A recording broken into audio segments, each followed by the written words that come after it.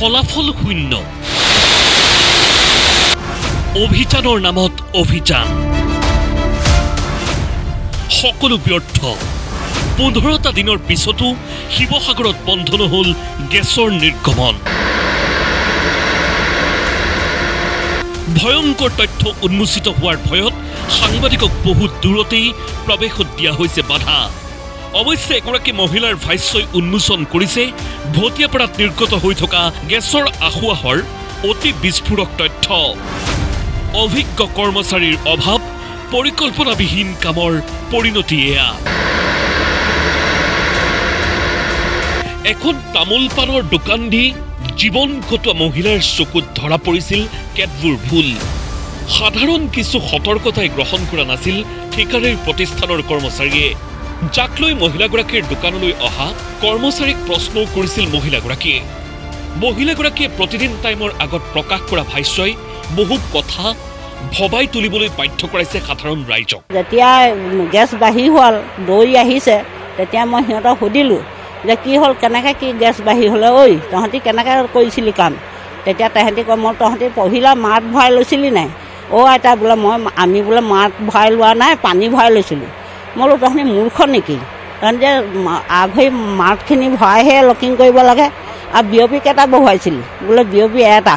মই বোলো 6 কুইণ্টেলৰ বস্তুটো 1 কুইণ্টেলে হেঁচা মাৰি ধৰিব পাৰেনে বোলে নোৱাৰে যদি তহঁতি বিয়পি দুটা নবহালি কেলে দুটা বিয়পি বহুৱাইহে লকিং ভৰাব লাগে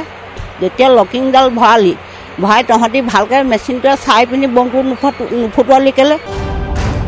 সঁচাকৈ এনেকৈ কাম কৰা হৈছিল নেকি ভটিয়াপাৰ বাৰিচুকত শুনিলে কথাবোৰ দায়বদ্ধতা নথকা ব্যৱসায়িক লাভালাভেই যাৰ মূল লক্ষ্য তাত এনে ঘটনা সৃষ্টি কৰাটো হয়তো সাধাৰণ বিষয় নহলেনো ইমান ভয়াবহ পৰিস্থিতিৰ মাজতো মুক্ত মনেৰে কৃষ্ণ আগৰৱালা থাকিব পাৰেনে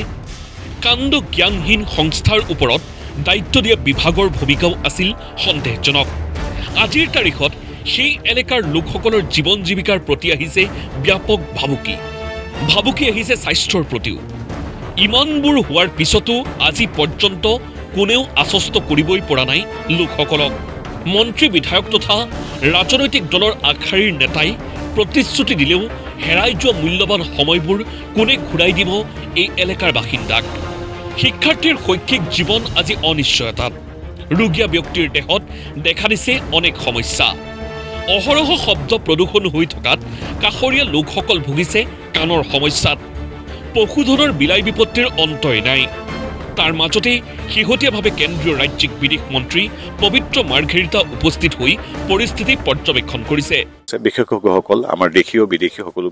বিশেষকৈ 24/7 কাম কৰিছে কাৰণ সেইটো এক বিন্দুৰ কাৰণে নৰয় অহৰ্নিশাই ওলাই আছে গতিকে এইবিলাকত সময় লাগে আমি আশাবাদী যে কম সময়ৰ ভিতৰতে এই নিৰ্গমন সম্পূৰ্ণৰূপে নিয়ন্ত্ৰিত হ'ব আৰু খুব দেহে খাটিছে আমাৰ স্থানীয় ৰাইজে সহযোগ কৰিছে আৰু স্থানীয় প্ৰশাসনে সহযোগ কৰিছে ONGC কৰ্তৃপক্ষৰ বিশেষজ্ঞসকল আৰু বিদেশৰ বিশেষজ্ঞসকল সকলো মিলি কাম কৰিছে আমি আশাবাদী পূৰ্বতে যিদৰে পৃথিৱীৰ বিভিন্ন প্ৰান্তত এনে দুৰ্ঘটনা ঘটে আৰু সফল হয় গতিকে আমি ভাবোঁ যে আমি সফল হ'ম মুঠৰ ওপৰত কি হ'ব ফলাফল সেয়া মাত্ৰ নিৰ্ভৰ কৰিছে সময়ৰ ওপৰতহে শিৱসাগৰৰ পৰা মুজাক্কিৰ আহমেদৰ সহযোগত মনোজ দত্ত ৰিপৰ্ট প্ৰতিদিন টাইম